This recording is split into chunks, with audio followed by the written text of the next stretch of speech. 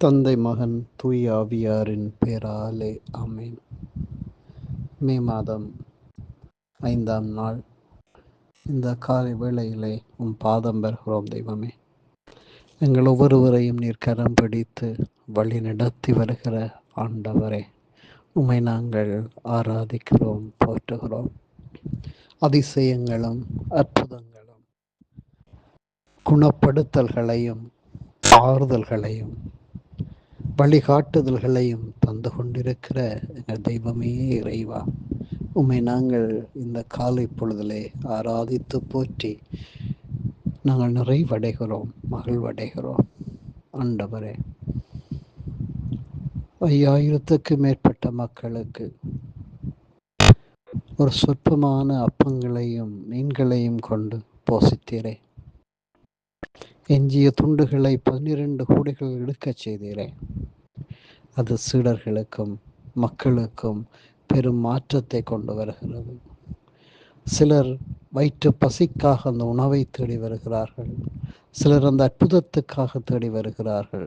சிலர் உண்மையிலேயே உம்முடைய அருளை தேடி வருகிறார்கள். ஆண்டவரே, அந்த 3ஆம் நிலையிலே நாங்களும் உம்முடைய அருளை தேடி இந்த நாளில் இந்த காலை வேளையில் வருகிறோம். எங்கள் ஒவ்வொருவரையும் ஆட்கொண்டு ஆசீர்வதியும்.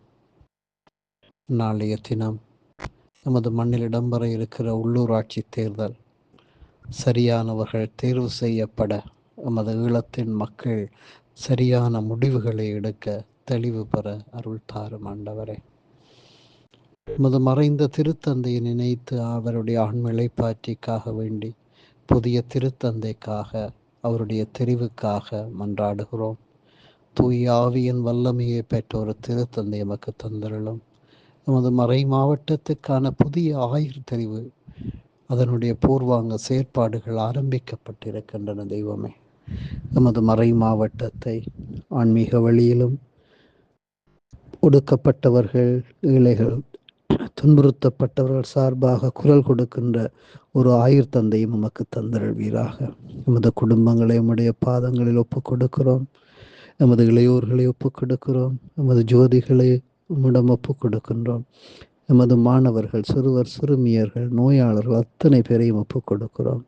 ஆண்டவரை, பல்வேறு தேவைகளோடு இருக்கிற ஒவ்வொருவரையும் இந்த நாட்களிலே நீர்தாமே சந்தித்து சிலர்களை உறுதிப்படுத்தியது போல அந்த உயிர்ப்பின் ஆண்டவராகிய உம்மை நாங்கள் சந்தித்து புது அர்த்தம் பெற அருள் தாரும். ஆண்டவரே, ஆமேன்.